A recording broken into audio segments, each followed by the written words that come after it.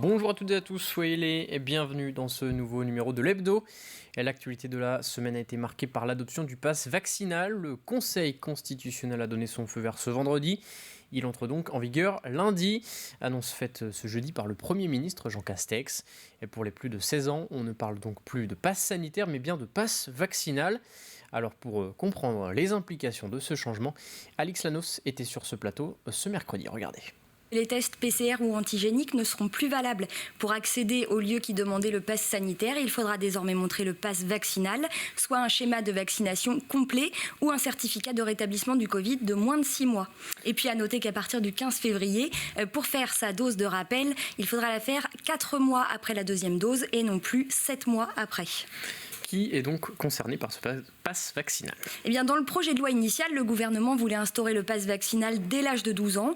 Les députés ont remonté l'âge à 16 ans, un âge qui n'a pas été choisi au hasard puisqu'il s'agit de l'âge de liberté vaccinale, c'est-à-dire l'âge à partir duquel vous n'avez plus besoin du consentement de vos parents pour vous faire vacciner. Donc à partir de 16 ans, pass vaccinal, de 12 à 16 ans, pass sanitaire et en dessous de 12 ans, pas de pass demandé. Quels sont les lieux où ce pass vaccinal sera demandé? La plupart des lieux où était demandé le pass sanitaire vont demander le pass vaccinal, c'est-à-dire les bars, les restaurants, les musées, les piscines, les patinoires, les salles de sport, les salles de concert, les foires, les séminaires ou autres salons professionnels. Et puis le ministre du Transport a annoncé que ce serait également le cas dans les transports longue distance, c'est-à-dire dans les TGV, dans les autocars interrégionaux et puis sur les vols intérieurs. À noter qu'il y aura des exceptions en cas de déplacement dû à des motifs impérieux. Et puis, le pass vaccinal ne s'appliquera pas dans les hôpitaux ni dans les établissements de soins. Ils seront, eux, conditionnés au pass sanitaire. Et pour finir, justement, à partir de quand ce pass sanitaire sera-t-il appliqué? Eh bien, le Conseil constitutionnel pourrait rendre son avis dès ce vendredi 21 janvier. Si les sages donnent leur feu vert, eh bien, l'entrée en vigueur du nouveau dispositif pourrait avoir lieu dans la foulée. À noter que les gérants des lieux et activités soumis au pass vaccinal devront vérifier ce pass et surtout l'identité du détenteur du pass. Si vous prenez par exemple le pass du voisin, eh bien, vous risquez une amende de 1 000 € et en cas de faux pass vaccinal, eh bien là, c'est une amende de 75 000 € que vous risquez. Et donc, pour rappel, le Conseil constitutionnel a donné son feu vert ce vendredi pour ce pass vaccinal. Toujours à propos de santé, plusieurs centres de soins non programmés ont ouvert leurs portes en ce début d'année en Vendée. À Luçon et La Roche-sur-Yon, les structures étaient présentées à la presse cette semaine. Un projet expérimental pour répondre à la problématique de l'accès aux soins dans le département avec l'objectif de réorganiser le flux des patients, désengorger les services des urgences et permettre aux patients sans médecin traitant de pouvoir bénéficier d'une attention médicale. Et désormais, en appelant le 116 117, les patients peuvent être redirigés sur rendez-vous vers ces centres de soins. Les explications d'Alexandre Debray. Le docteur Guillon fait partie de la vingtaine de vacataires qui ont rejoint le centre de soins non programmés de Luçon. Depuis l'ouverture du centre le 3 janvier dernier, ce médecin se rend compte de l'importance du dispositif. Sa patientèle est en effet ravie. Ils sont, comme on disait tout à l'heure, très très soulagés de pouvoir se tourner vers une médecine de proximité comme ça à l'hôpital et de pouvoir aller voir un médecin comme ça, pas en claquant des doigts, mais sur la journée ou en 2 jours. Pour eux, c'est capital. Je pense que ça les rassure de manière considérable. Ouais. Appelez le 116 117 dès que vous êtes malade ou que le besoin, voire l'urgence se font ressentir. À n'importe quelle heure, avec ou sans médecin traitant, quelqu'un sera à votre écoute. Et à l'issue du premier bilan, le médecin vous redirigera vers le lieu adapté à votre pathologie. Soit il va régler lui-même le problème en considérant qu'il peut le gérer à distance en télé-expertise quelque part. Soit il juge qu'il faut que vous ayez une expertise médicale. Pour une expertise médicale, il va vous envoyer sur un de ces centres.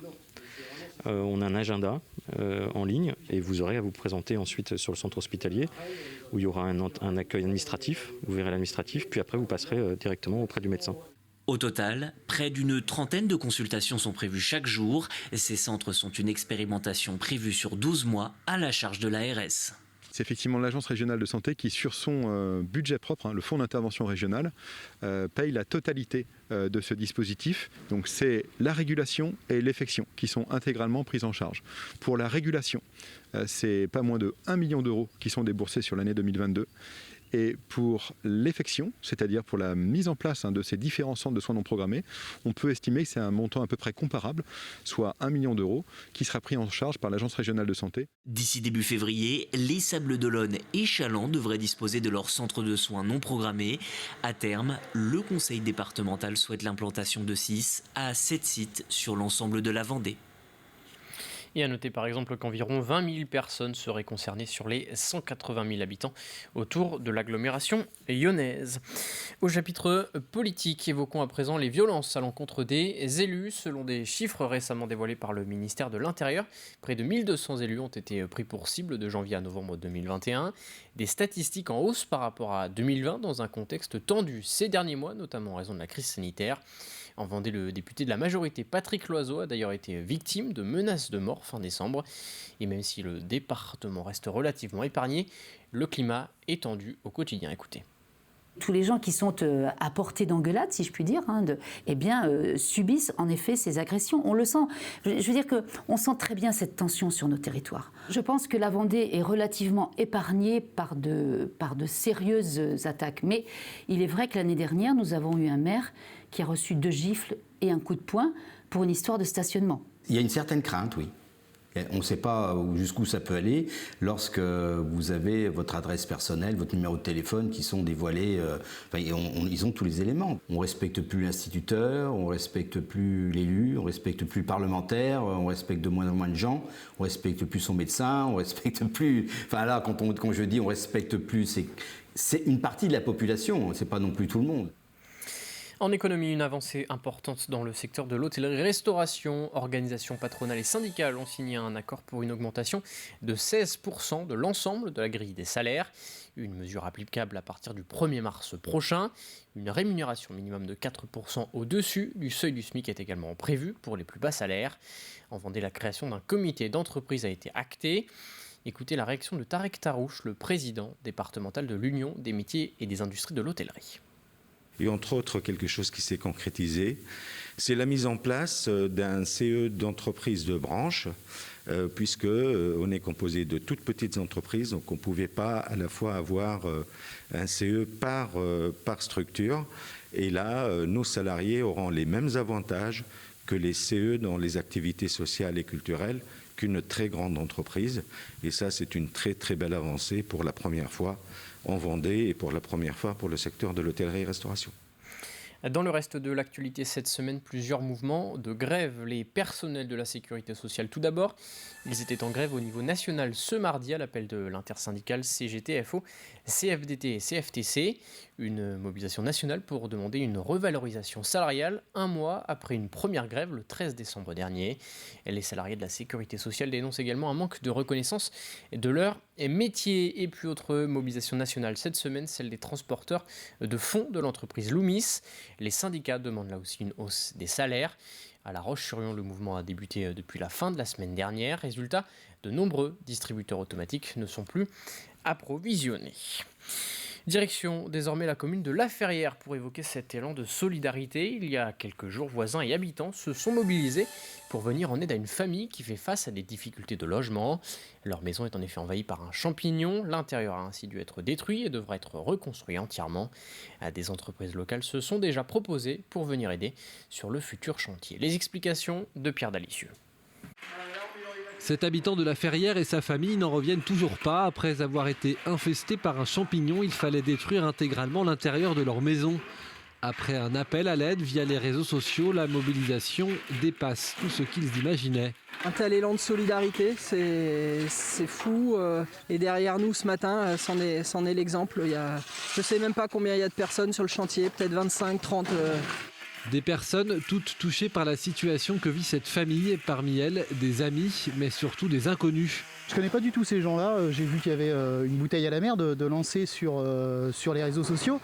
Et puis je me suis proposé, puisque encore une fois j'ai le matériel, j'ai aussi un peu de compétences. Donc je sais que dans un gros chantier comme ça, on a besoin de bras. On ne réfléchit pas, on vient. C'est même pas la peine, quoi.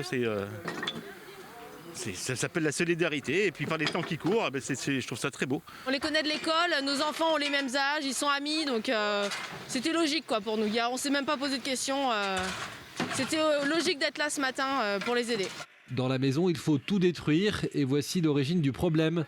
Des travaux mal réalisés par les anciens propriétaires contre lesquels cet habitant n'a droit à aucun recours.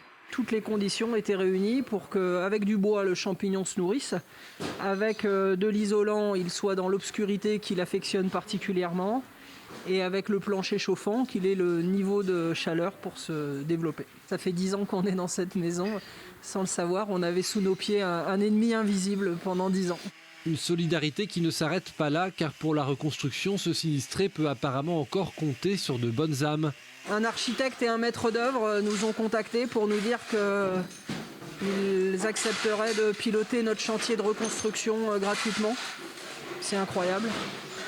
Des gens de la Ferrière, des artisans, nous ont appelés pour nous dire que quand viendra le moment de la reconstruction, eux aussi nous feraient cadeau de leur savoir-faire.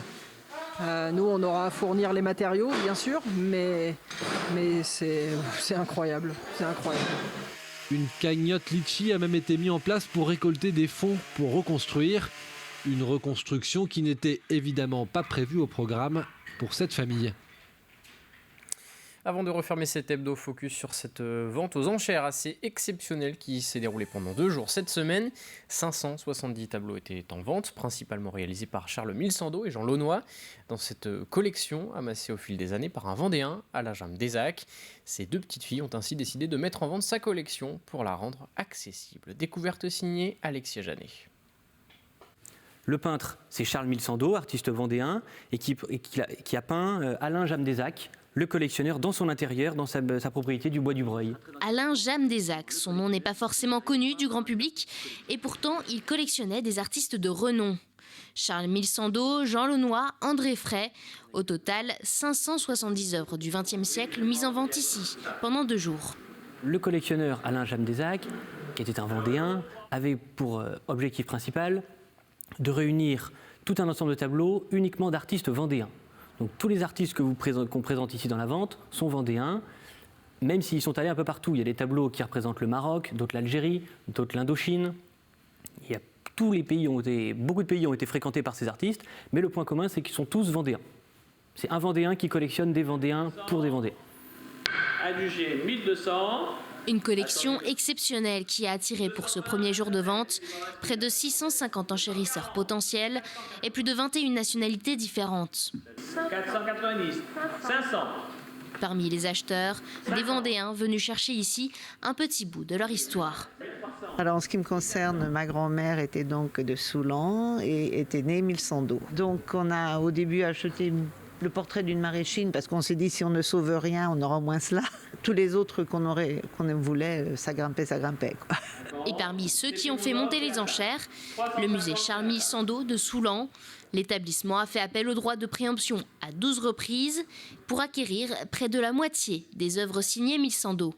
Il y avait une 50aine d'œuvres en vente, on en a acquis une 20aine. Le musée fête ses 40 ans aujourd'hui, il a été inauguré en 1982 et donc on va proposer une année un petit peu spéciale autour de cet anniversaire. Et donc on espère pouvoir valoriser ces acquisitions aujourd'hui au sein du musée dès cette année. C'est de notre compétence et de notre rôle aujourd'hui de retranscrire un petit peu cette vision qu'ils avaient de notre territoire. Et je pense que c'est important et vous faites bien de me poser la question puisque aujourd'hui on a en Vendée, vous le savez bien, on est riche d'artistes comme Milsando et bien d'autres. À la fin de la première journée de vente, le commissaire-priseur s'estime satisfait puisque 94% des œuvres ont été vendues. C'est la fin de cet hebdo. Merci à tous de l'avoir suivi. Rendez-vous lundi de 7h à 9h pour un nouveau point sur l'actualité vendéenne dans la matinale présentée par Alexandre Debray. Quant à moi, je vous souhaite une très bonne journée et un très bon week-end sur TV Vendée.